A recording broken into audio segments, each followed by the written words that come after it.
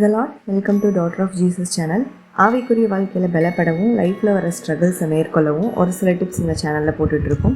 இந்த வீடியோஸ் மூலமாக ஆண்டவர் அவங்களோட இடைப்பட்டார்னா மறக்காமல் நம்ம சேனலை சப்ஸ்கிரைப் பண்ணுங்கள். தேவனுக்கே மகிமை உண்டாவதாக. ப்ரெக்னென்சி டெஸ்டிமோனி பலரை மோட்டிவேட் பண்ணதுக்காக நான் ஆண்டவரை துதிக்கிறேன்.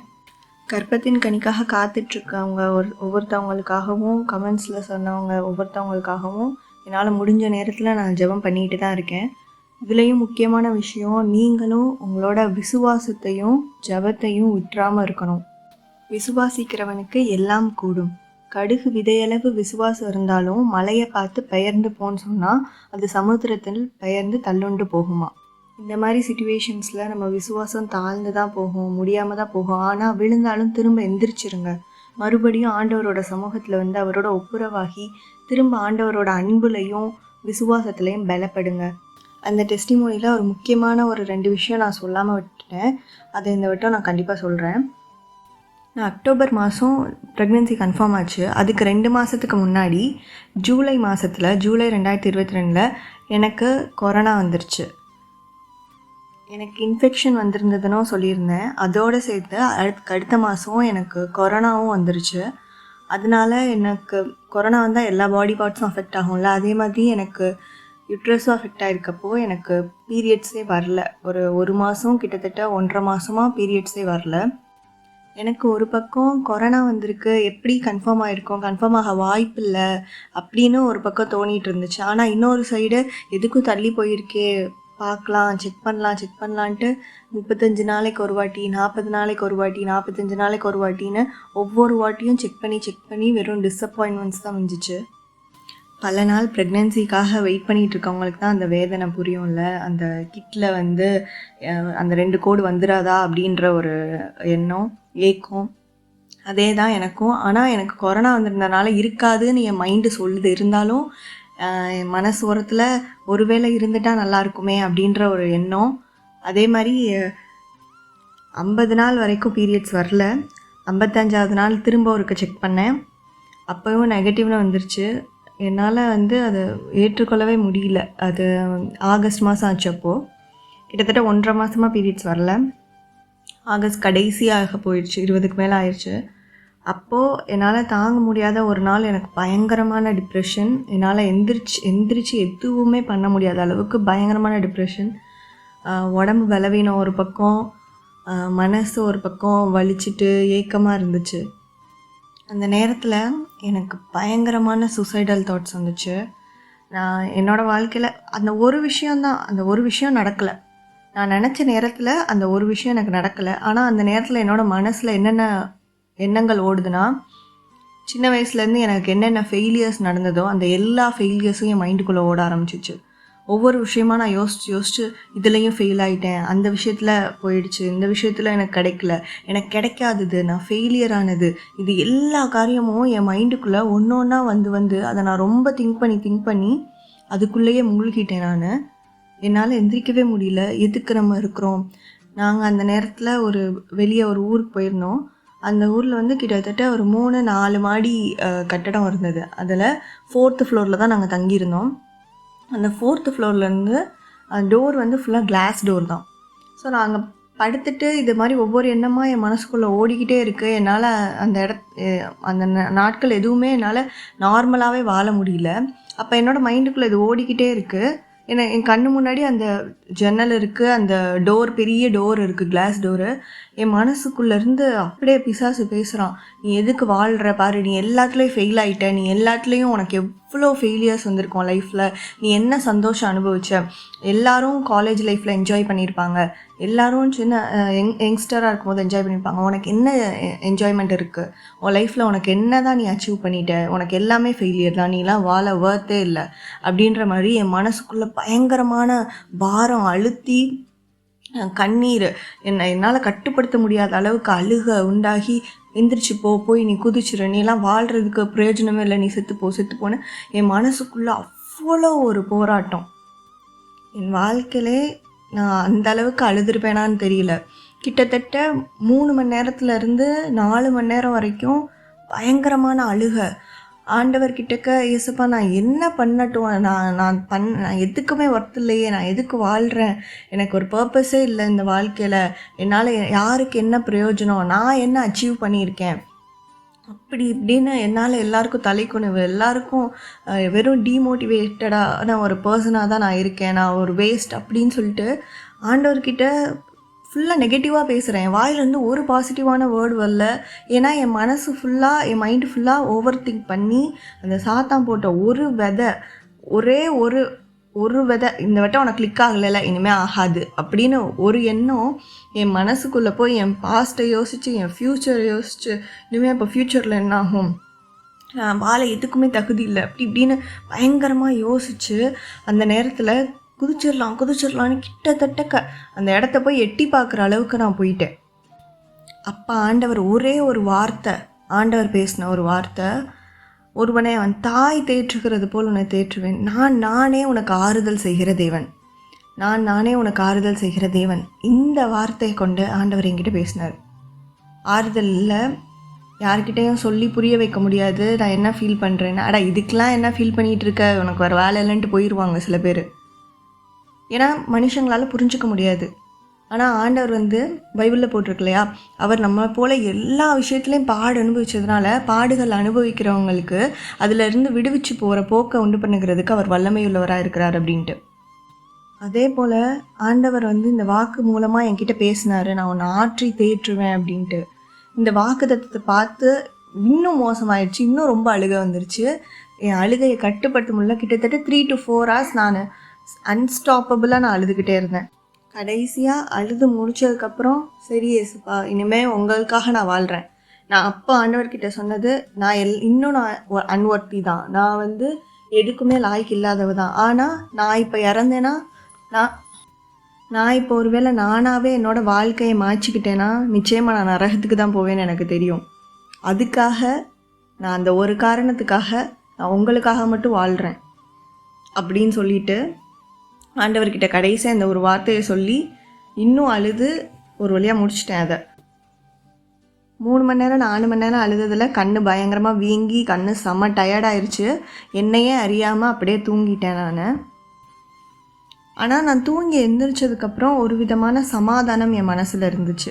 அந்த ஆண்டவர் சொன்ன அந்த ஒரு வார்த்தையை மட்டும் மனசுக்குள்ளே வச்சுட்டு ஆண்டவர் நானே உனக்கு ஆறுதல் செய்கிறவன் சொல்லியிருக்காரு. அவர் ஆறுதல் செய்கிற தேவன் என்னோட இருக்கிறாரு, அதனால் நான் என் வாழ்க்கையை முடிச்சுக்க மாட்டேன் அப்படின்ற ஒரு எண்ணம் மட்டும் என் மனசுக்குள்ளே ஒரு சமாதானத்தை கொண்டு வந்துச்சு. நான் இந்த கோர்ஸ் ஜாயின் பண்ணது இதெல்லாமே அதுக்கப்புறமாட்டி தான் நடந்தது, செப்டம்பர் மாதம். அதுக்கப்புறம் எனக்கு பீரியட்ஸ் வந்துருச்சு. ஆகஸ்ட் 29 அந்த மாதிரி ஆகஸ்ட் கடைசியில் பீரியட்ஸ் வந்துச்சு. கிட்டத்தட்ட 55 நாள் 60 நாளுக்கு அப்புறம் அன்னைக்குலேருந்து ஆண்டவர் ஆறுதல் செய்வான்னு சொல்லிட்டு நான் செப்டம்பர் மாதம் வேறு கோர்ஸ் சேர்ந்ததுனால நான் அடுத்து அதை பற்றி யோசிக்காமல் விட்டுட்டேன். இந்த வீடியோவில் நான் ஆல்ரெடி நீங்கள் ப்ரேயர் பண்ணிக்கிட்டு இருக்கிறதோட இன்னும் ஒரு எக்ஸ்ட்ரா எஃபெக்டிவாக எப்படி ப்ரேயர் பண்ணலாம் அப்படின்னு சொல்லிட்டு ஒரு 5 மெத்தட், நீங்கள் ஆல்ரெடி ப்ரேயர் பண்ணுறதோட இந்த 5 மெத்தடையும் சேர்த்து ப்ரேயர் பண்ணி பாருங்கள். கண்டிப்பாக ரிசல்ட் கிடைக்கும்னு ஆண்டவருக்குள்ளே விசுவாசிப்போம். முதலாவது நினைச்சருளுங்க அப்படின்னு சொல்லி ஜெபிக்கிறது. அதாவது நம்ம அன்னாள் இதில் பார்த்தோம், சிறுமையான எண்ணெய் நினைத்தருளும் அப்படின்னு சொல்லி அன்னாள் ஜெபிச்சிருக்காங்க 1 சாமுவேலில். அதே மாதிரி நம்ம ஆண்டவர் இது வரைக்கும் நம்மளுக்கு நன்மைகள் செஞ்சுருக்காரு இல்லையா, எவ்வளவோ நன்மைகள், நம்ம சின்ன வயசுலேருந்து இப்போ வரைக்கும் நம்மளுக்கு எவ்வளோ நன்மைகள் செஞ்சுருப்பாரு. அது எல்லாத்துக்கும் நன்றி சொல்லி ஆண்டவருக்கு ஒரு துதி ஜெபம் மாதிரி, என்னை நினைச்சிடலுங்கப்பா, இப்படி பண்ணீங்களே உமக்கு நன்றி, இந்த காரியத்திலே என்னை நினைச்சிடலுங்க அப்படின்னு சொல்லி ஆண்டவர் செஞ்ச நன்மைகளை நம்ம மைண்டுக்குள்ளே கொஞ்சம் கொஞ்சமாக கொண்டு வந்து நன்றி சொல்லி ஆண்டவர்கிட்ட ஜெபிக்கலாம். இதில் இன்னொரு விஷயம், எலியாவும் அந்த வானத்துலேருந்து அக்கினி இறக்குனப்போ நினைத்தருளும்னு சொல்லி தான் ஜெபிச்சிருக்காரு. அப்போ நம்மளை நினைச்சருளை சொல்லி ஆண்டவர்கிட்ட கேட்போம். 1 சாமுவேல் 1ஆவது அதிகாரம் 10வது 11வது வசனம். அவள் போய் மனங்கசந்து மிகவும் அழுது கர்த்தரை நோக்கி விண்ணப்பம் பண்ணி, சேனைகளின் கர்த்தாவே தேவரீர் உம்முடைய அடியாளின் சிறுமையை கண்ணோக்கி பார்த்து உம்முடைய அடியாளை மறவாமல் நினைத்தருளி. இந்த மாதிரி நம்ம ப்ரேயர் பண்ணலாம். 2வது தாவீது ராஜா பண்ண ஒரு ப்ரேயர், என்னோட இளவயதின் பாவங்களை மன்னிங்க, என்னோட இளவயதின் அக்கிரமங்களை எல்லாம் நினையாதிருங்க அப்படின்னு சொல்லி ஒரு ஜெபம் இருக்குது. நம்மளுக்கே தெரியாமல் இல்லை நம்ம தெரிஞ்சு கூட நம்ம அம்மா அப்பாவை ஹர்ட் பண்ணுற மாதிரி ஆண்டவரோட அந்த கட்டளைகளை மீறி நிறைய பாவங்கள் செஞ்சுருக்கலாம். அதுக்காக மன்னிக்க சொல்லி என்னோட இளவயதின் பாவங்கள் எல்லாம் இணையாதிரும் ஆண்டவரே அப்படின்னு சொல்லி இது ஒரு தாழ்மையின் ஜெபம். நம்மளை தாழ்த்தி நம்ம ஜெபிப்போம். இன்னொரு ப்ரேயர் பாயிண்ட் ஆட் பண்ணிக்கோங்க. நம்மளோட முன்னோருடைய பாவ சாபங்கள் அதெல்லாம் ஏதாவது இருந்தால் மன்னிங்கப்பா அப்படின்னு சொல்லிட்டு. இப்போ நிறையா பேர் லைஃப்பில் வந்து நான் இது ஒரு டெஸ்டிமோனி நான் கேள்விப்பட்டேன். அது என்னன்னா, நம்மளுக்கு முந்தின தலைமுறையில் யாராவது குழந்தைங்கள் உண்டாகி அது ஒரு பெண் குழந்தை அதனாலையோ இல்லை குழந்தை வேணான்னு நினச்சோ ஆண்டவரே கொடுத்த அந்த ஆசீர்வாதத்தை வந்து அவங்களாவே வேணான்னு சொல்லி அபார்ட் பண்ணுறது, அந்த மாதிரி ஏதாவது பண்ணியிருக்கலாம். அதுக்கு என்ன வேணால் காரணம் இருக்கலாம். அவங்க வந்து ஃபினான்ஷியல் பிரச்சனை இருக்கலாம், இல்லை அவங்க குடும்ப சூழ்நிலையாக இருக்கலாம், ஏதோ ஒன்று இருந்திருக்கலாம். நம்ம முன்னோர்கள் நம்மளோட அம்மாவோட அம்மா அப்பாவோட அம்மா அவங்களோட அம்மா அப்பா அவங்களோட அம்மா அப்பான்னு இந்த மாதிரி 3-4 தலைமுறை வரைக்கும். ஏன்னா ஆண்டவர் வந்து ஒரு வசனம் சொல்லியிருக்கிறாரு, உன்னுடைய அக்கிரமத்தை 3-4 தலைமுறை வரைக்கும் நான் விசாரிப்பேன் அப்படின்னு சொல்லிட்டு. அப்ப அபார்ஷன் வந்து பைபிள் படி ஒரு சின்ன, பைபிள் படி ஒரு பெரிய பாவம், அது கொலைக்கு நிகரான பாவம் அப்படின்னு போட்டிருக்கு. இப்ப நம்மளுக்கு தெரியாது, நம்மளோட முன்னோர்கள்ல யாராவது இந்த மாதிரி அபார்ஷன் பண்ணியிருந்தாங்கன்னா அந்த மாதிரி பாவங்கள் சாபங்கள் இல்ல நம்ம குடும்பத்துக்கு மேல ஏதாவது சாபங்கள் இருக்குமானா அதெல்லாம் மன்னிங்கப்பா அப்படின்ட்டு. ஏன்னா ஆண்டவர் வாக்கு பண்ணியிருக்கா, ஏசப்பா வந்து சிலுவையில நம்மளுக்கு ரத்தம் சிந்தும் போது நம்மளோட பாவங்கள் சாபங்கள் எல்லாத்தையும் சுமந்து தீர்த்துட்டார் ஆண்டவர். நம்ம பாவங்கள் சாபங்களை எல்லாம் சுமந்து தீர்த்த ஆட்டுக்குட்டின்னு பார்க்குறோம்ல. அப்போ ஆண்டவரோட ரத்தத்தினால நம்மளோட பாவசாபங்கள் நம்ம முன்னோரோட பாவசாபங்கள்லாம் கழுவி நம்ம ஜெபிக்கும் போது அதனால ஏதாவது தடைகள் உண்டாகும்னா அதையும் ஆண்டவர் வந்து நீக்கி போட்டுருவாரு.